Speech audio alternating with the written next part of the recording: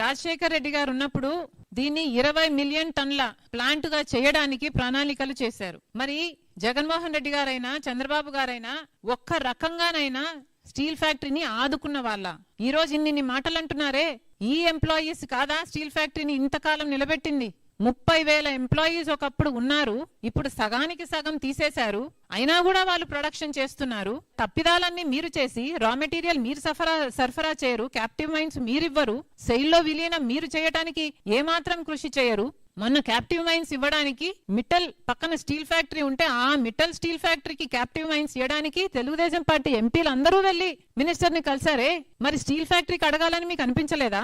So మీ బాధ్యతగా మీరు చేయాల్సింది ఏ పని చేయరు, పైగా ఇప్పుడు నింద ఎంప్లాయీస్ మీద పెడతారా? ఇది చాలా చాలా దారుణం. ముమ్మాటికి వైజాగ్ స్టీల్ వైట్ ఎలిఫెంట్ కానే కాదు, కేవలం ఇది అదానికి ఇవ్వాలి.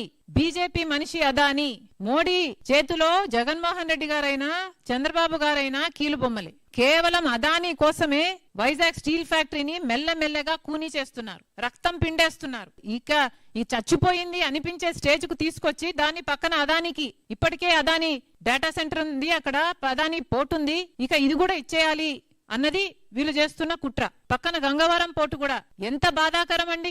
రాజశేఖర రెడ్డి గారు 30 ఏళ్లలో గంగవరం పోర్టు మళ్ళీ ప్రభుత్వం చేతుల్లోకి రావాలి అని ప్రణాళిక చేస్తే, సొంత కొడుకై ఉండి జగన్మోహన్ రెడ్డి గారు కేవలం 600 కోట్ల రూపాయలకి అదానికి గంగవరం పోర్టుని ఇచ్చేయడం జరిగింది. ఇది అన్యాయం కాదా? ఏ ముఖ్యమంత్రి నిలబడ్డాడండి విశాఖ స్టీల్ కోసం? ప్రతిపక్షంలో ఉన్నప్పుడు అందరూ మాట్లాడతారు, విశాఖ స్టీల్ కోసం మేము రాజీనామాలు చేస్తామంటారు, విశాఖ స్టీల్ కోసం ఉద్యమిస్తామంటారు. మరి అధికారంలోకి వస్తే ఏం రోగం వస్తుంది మీకు?